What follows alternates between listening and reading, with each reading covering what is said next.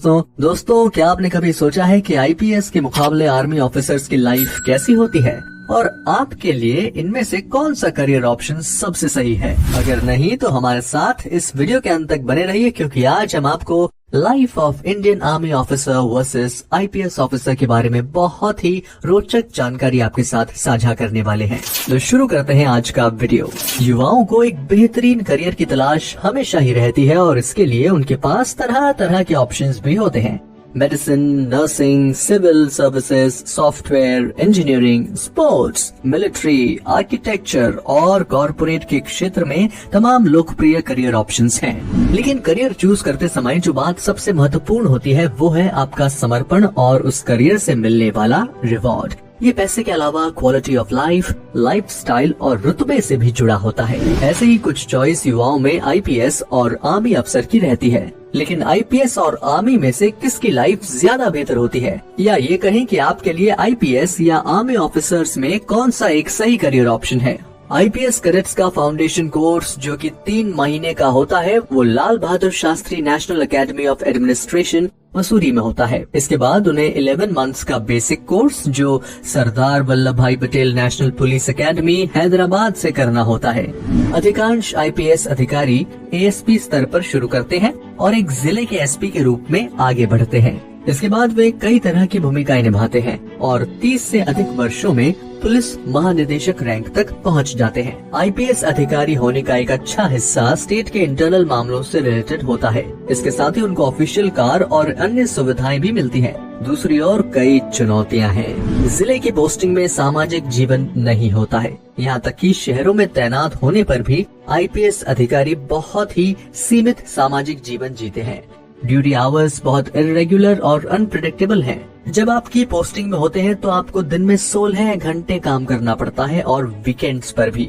IPS rank में जितना ऊपर जाते हैं, राजनेताओं, अन्य सिविल सेवकों और जनता के साथ उतना ही अधिक संपर्क होता है। इसके अलावा पुलिस सिस्टम हायरार्कियल है और ड्यूटी का समय आपके और आपके परिवार से अधिक महत्वपूर्ण है। इसका मतलब यह है कि काम के कारण परिवार को आपकी जरूरत होने पर आप वहाँ नहीं हो सकते हैं।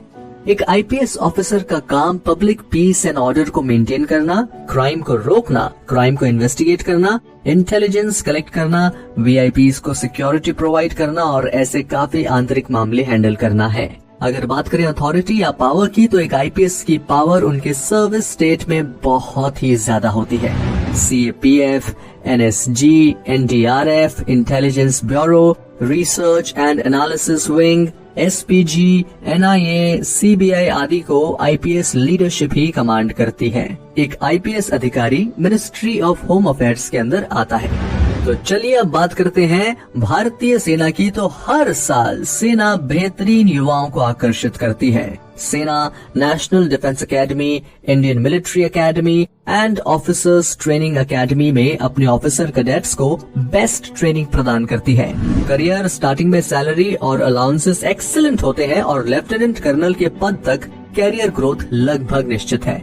सेना के करियर में लाइफस्टाइल में कई प्लस और माइनस हैं। जैसे आर्मी ऑफिसर्स के लिए officers quarter, CSD canteen, club house, family के लिए housing support, education, scholarship, medical facilities, transport, ration, retirement pension, allowances और अन्य लाभ शामिल हैं। आर्मी में रेगुलर पोस्टिंग्स की वजह से बच्चों को बार बार स्कूल बदलने के लिए मजबूर होना पड़ता है या फिर ऑफिसर्स को अपनी फैमिली से दूर रहना पड़ता है। आर्मी ऑफिसर्स को संवेदनशील स्थानों पर पोस्टिंग के लिए जाना पड़ता है, लेकिन इसकी वजह से वो भारत के उन सुदूर क्षेत्रों को भी देख पाते हैं जिसको एक आम सिविल अधिकारी के रूप में देख पाना मुश्किल होता है।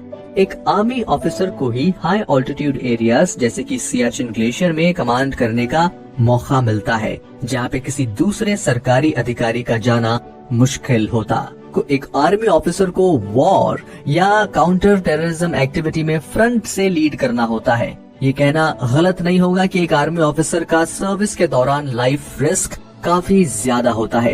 एक इंडियन आर्मी ऑफिसर का असली काम हमारे देश को बाहरी दुश्मनों से बचाने का होता है। सेना कंट्री के इंटरनल मामलों में ज्यादा इन्वॉल्व नहीं होती है, लेकिन इंडियन आर्मी समय आने पे देश में इमरजेंसी के समय भी अपनी सहायता प्रदान करती है।